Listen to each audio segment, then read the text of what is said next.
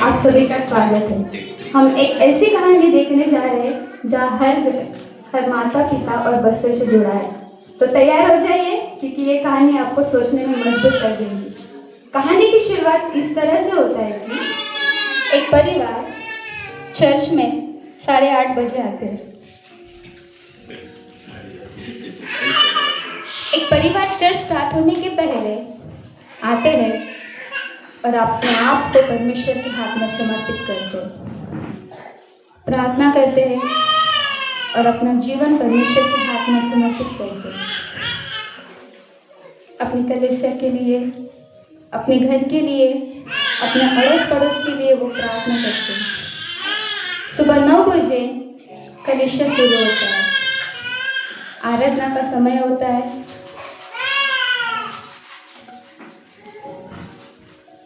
और आराधना शुरू होता है। हम प्रभु की महिमा करेंगे, उसकी आराधना और स्तुति को करेंगे। हम एक छोटे से प्रार्थना को करेंगे। धन्यवाद देते परमेश्वर पिता, आपने हमें यहाँ पर एकत्रित किया है कि हम परमेश्वर पिता आपकी महिमा और स्तुति को करने पाए। प्रभु आप प्रभु हमारी प्रार्थना को सुनिए और प्रभु उत्तर दीजिए। छोटे सुनस्ती को प्रभु यीशु मसीह के नाम से मांगते हैं, आमीन। हम प्रभु की महिमा के लिए एक गीत को गाएंगे और हम अपने स्थान पर खड़े हो जाएंगे। प्रभु का धन्यवाद करूंगा, उसकी संगति में सदा रहूंगा, साथ चलूंगा मैं जय गाऊंगा, साथ चलूंगा मैं जय गाऊंगा, प्रभु का धन्यवाद करूंगा। मेरी जिंदगी की हर परेशानी में खुल जाता है आशा का द्वार। मेरी जिंदगी की हर परेशानी में खुल जाता है आशा का द्वार। कभी ना डरूंगा, कभी ना हटूंगा, सारी जान भी देना पड़े। कभी ना डरूंगा, कभी ना हटूंगा, सारी जान भी देना पड़े। हम अपने स्थान पर घुटनों पर आएंगे और अपने जीवन को प्रभु को समर्पित करेंगे और हम प्रभु से अपने पापों की क्षमा को मांगेंगे। प्रभु हमने जो भी पाप किया है, आप हमें उस पापों की क्षमा कीजिए, हमें दिन ब दिन नम्र और दीन बनाइए। प्रभु ऐसे हम प्रार्थना को करते हैं, इस विनती को सुनिए और ग्रहण कीजिए, आमीन।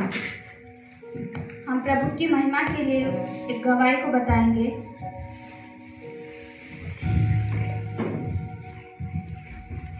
सबको प्रेज लॉर्ड। परमेश्वर ने मुझे इस साल पर पढ़ाई करने के लिए सहायता किया और अच्छे नंबर से पास किया, इसलिए प्रभु को धन्यवाद देती हूँ।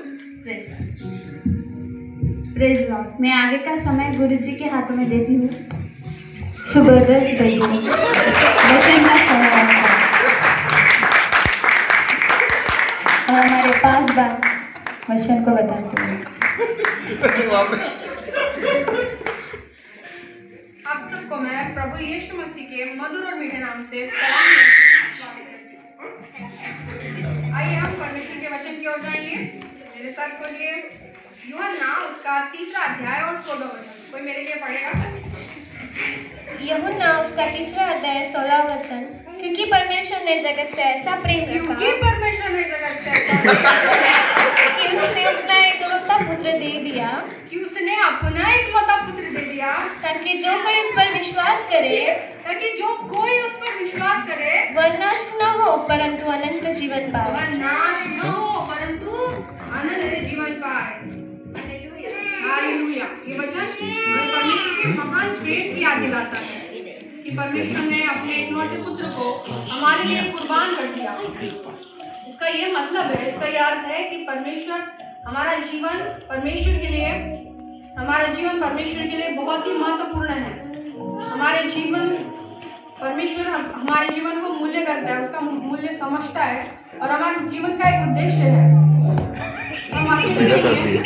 और यहाँ हम देखते हैं कि एक वचन के अंत में एक परिवार बैठा रहता है।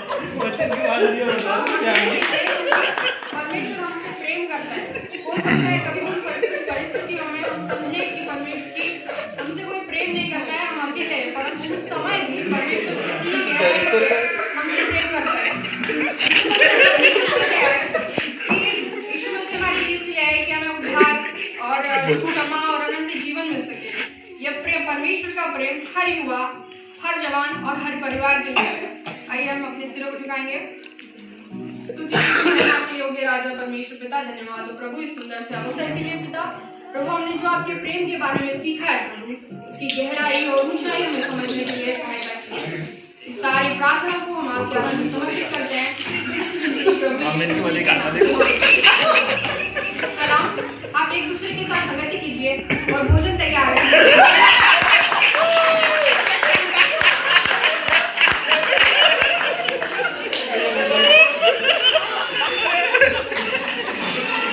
भोजन के समय कोई नहीं आया क्या?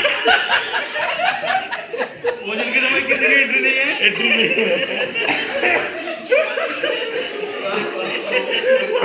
कंट्रीब्यूशन बता रही। देखते हैं कि सुबह के 4 बजे, जैसे कि हमने देखा रविवार की सुबह हम सब आराधना करने से हमें आराधना वचन से शुरुआत करते हैं। लेकिन कहानी यहाँ खत्म नहीं होता। हम देखेंगे कि बहुत सुबह के समय में जहाँ एक माता पिता का रोज का संघर्ष और जिम्मेदारी दिखाई देता है, और हम देखते हैं कि सुबह की प्रार्थना के लिए माता पिता कैसे प्रयास करते हैं।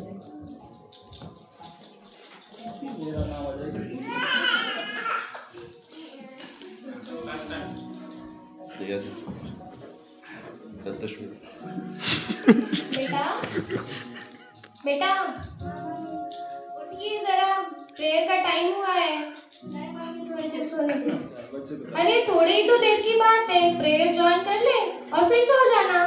ठीक है मम्मी। हाँ उठ जाओ जल्दी से। ये लो फोन और ज्वाइन हो जाओ।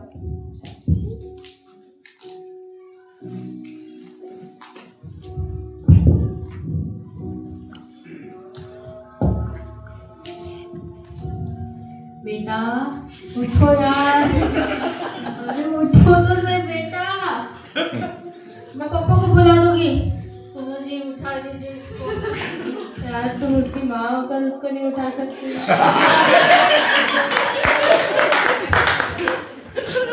हर बारी मेरे को सब कुछ करना पड़ता है ना, प्रॉब्लम रहते लाइफ में।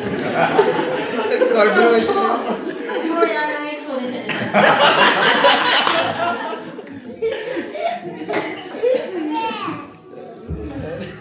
प्रार्थना करेंगे कि हर एक बच्चा और जवान यीशु मसीह के स्वरूप में बने। इसके लिए अनीता प्रार्थना करें। धन्यवाद परमेश्वर पिता, आप प्रार्थना करने के लिए सुंदर सुंदर दे। मैं प्रार्थना करती हूँ कि सब बच्चे यीशु मसीह के स्वरूप में आने के लिए यीशु के नाम में आए।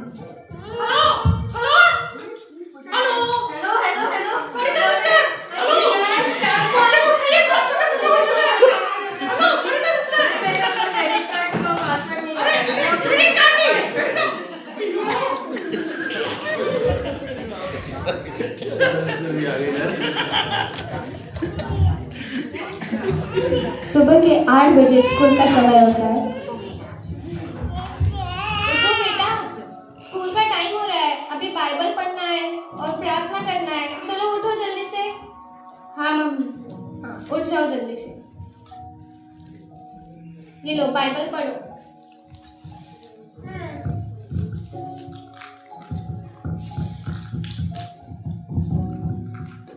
हो गया बाइबल पढ़ना? हाँ मम्मी। प्रेयर भी कर लिए? हाँ मम्मी। ठीक है, अभी जल्दी से तैयार हो जाओ, स्कूल जाना है। बेटा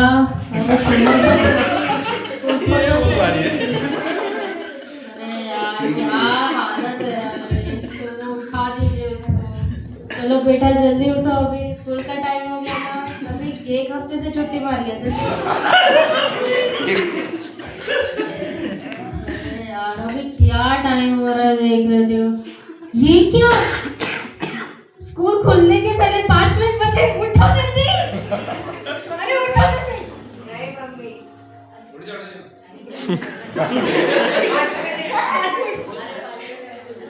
अरे आप भी तो उठी है, आपको बहुत पसंद है। जाओ उसको जल्दी से स्कूल पहुंचा दो। ये तो आशीर्वाद।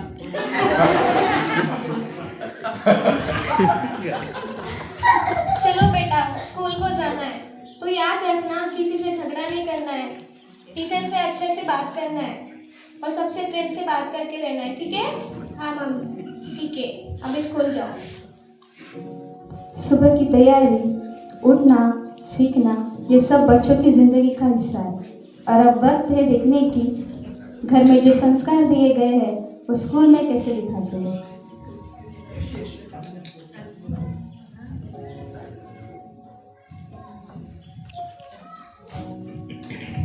अरे चलो उसकी मजा लेके आते हैं हम।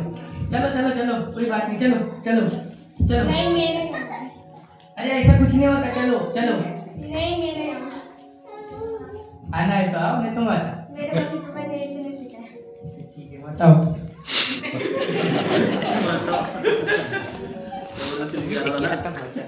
स्कूल की छोटी छोटी बातें, रोज के छोटे छोटे फैसले शायद हमें बड़े ना लगे, पर समय के साथ यही छोटी बातें बच्चों का चरित्र बनाती हैं। चलिए देखते हैं 10 साल बाद वो बच्चा कैसे बनता है।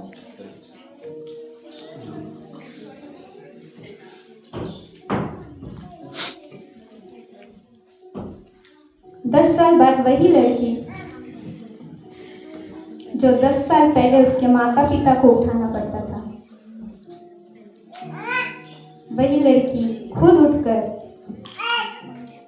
अपने मित्रों के लिए जो अभी तक उद्धार के अनुभव में नहीं आए उनके लिए प्रतिदिन प्रार्थना करती है, उनके चरित्र के लिए प्रार्थना करती है।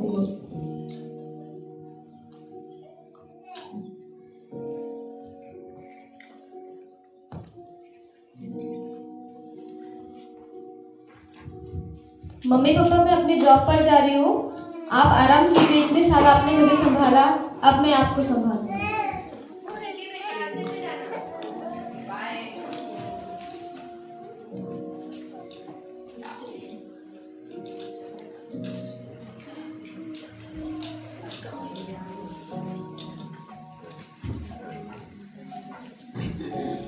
और हम दूसरी तरफ देखते हैं एक माता पिता सही शिक्षा नहीं देने के कारण बच्चा क्या करता है।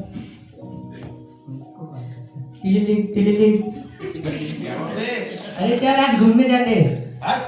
अरे चलना, भैया पार्टी करेंगे, चल गाड़ी निकाल। पैसे तेरे पास? हाँ पैसे, चल। 2 मिनट रुक, मैं आ रहा। हाँ तो चल चल जल्दी चल। हाँ आ रहा, चल।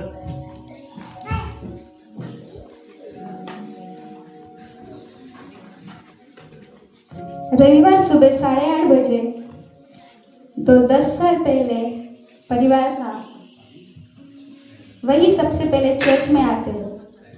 वही परिवार अभी भी सबसे पहले आकर परमेश्वर को अपना जीवन समर्पित करते हैं।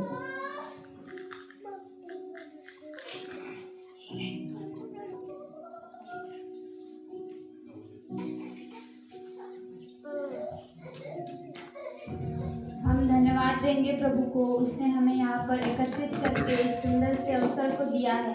हम उसके सम्मुख उसके आराधना और स्तुति को करेंगे और इसको पे आकर अपने पापों की क्षमा को मांगेंगे। हम जो भी घमंड को किए हैं हम परमेश्वर से बोलेंगे कि हमें उस घमंड से परमेश्वर दूर रखे और उसे तोड़ दे। आमीन। हम प्रभु की महिमा के लिए गवाही को बताएंगे।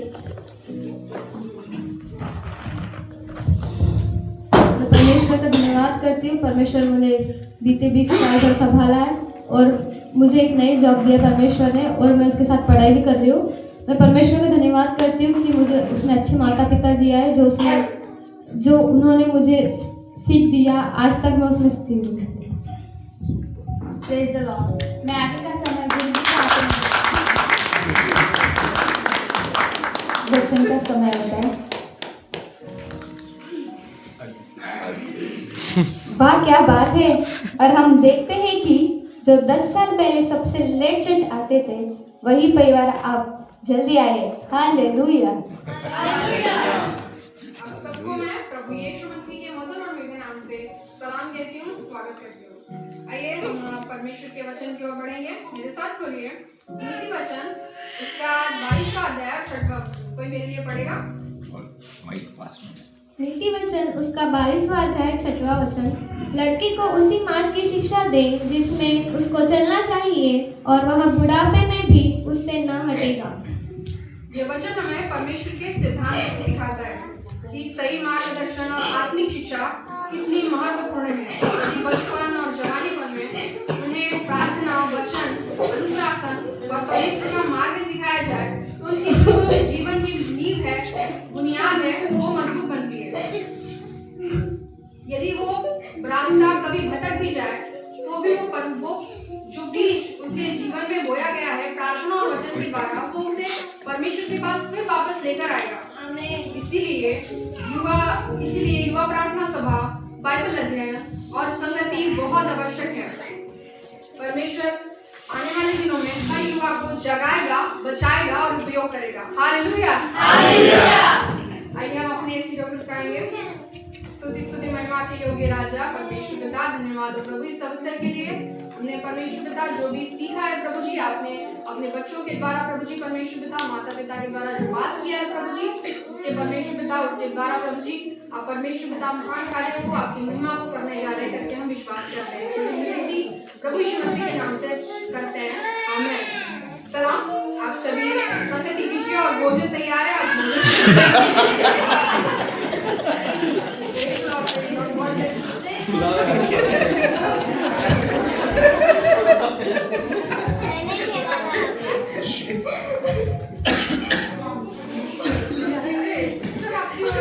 क्या हुआ बेटा?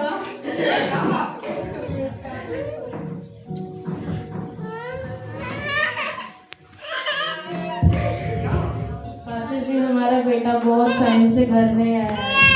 वो हमारे बाजू में सुनता, हम जो भी बोलते हैं उसको उल्टा जवाब देता है।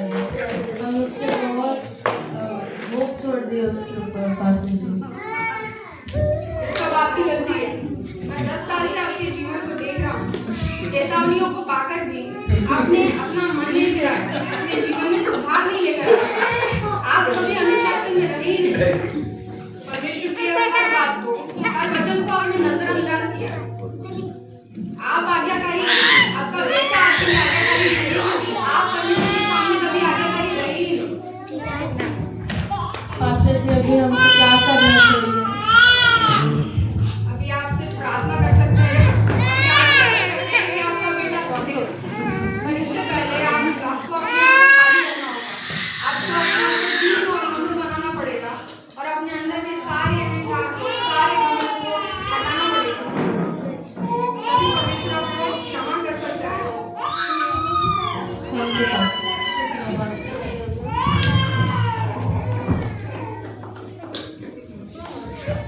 परमेश्वर पिता, हमें माफ़ कीजिएगा, हमें माफ़ कीजिएगा। हमने बहुत बड़ा पाप कर दिया। हमारे बेटे में इस पाप के हमारे बेटे में इस पाप को सब कुछ सिखाई दे रहा है। परमेश्वर पिता,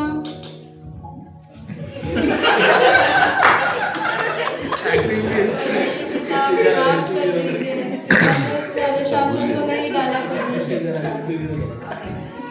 अब देखते हैं कि उनके सही शिक्षा न होने के कारण उनके परिवार में क्या परिणाम हुआ है। वो माता पिता परमेश्वर से माफ़ी मांगते हैं और पश्चाताप करते हैं। जैसे कि हमने वचन में देखा है, नीति वचन 22:6 कहता है कि लड़के को उसी मार्ग से शिक्षा दे जिसमें उसको चलना चाहिए और वो बुढ़ापे में भी ना हटेगा। ये कहानी बस इस नाटक में समाप्त नहीं होता है, बल्कि एक हकीकत यही है कि माता पिता बचपन से बच्चों को परमेश्वर के सत्य मार्ग में बढ़ाए, ताकि बड़े होकर भी वो गलतियां करने के बाद भी वो उस सही रास्ते जो वापस पकड़ ले जो बचपन के सिखाए गए थे। इस नाटक केवल एक नाटक ही नहीं बल्कि एक चेतावनी है, आशीष और श्राप के बीच का निर्णय। इस तरह हम देखते हैं कि माता पिता का शिक्षा कितना जरूरी है कि वहाँ पे अपने बच्चों को सही मार्ग पे लेकर जाए छोटे उम्र से, ताकि बड़े होने पर भी वो उसी मार्ग पे चले। हम सभी अपनी आँखों को बंद करेंगे, पश्चाताप करेंगे जो अभी तक हम अपने बच्चों को सही शिक्षा नहीं दी। परमेश्वर से प्रार्थना करेंगे, प्रभु हम तेरे सामने नम्रता से आते हैं। हे परमेश्वर, अगर हम माता पिता होते हुए भी अपने बच्चे को सही शिक्षा और सही मार्गदर्शक और सही परवरिश देने में कहीं कम पड़ गए तो हमें क्षमा करिए। हमारी कमियों को तो अपनी दया से भर दे। प्रभु हमें बुद्धि, धैर्य और प्रेम दे ताकि हम अपने बच्चों को दोबारा तेरी इच्छा के अनुसार सही दिशा से ले जा सकें। जो गलती हमसे हुई है उन्हें तू ठीक कर और हमारे बच्चों को जीवन में शांति, अनुशासन और तेरा प्रकाश से भर दे। हमें एक नया मन और एक नई जीवन को दिए ताकि अच्छे माता पिता बन की शक्ति दे। प्रभु हमारे घर को अपनी कृपा और मार्गदर्शन से भरिए। संपूर्ण समय आपके हाथ में समर्पित करते हुए छोटी सी विनती यीशु मसीह के नाम से मांगते हैं, आमीन।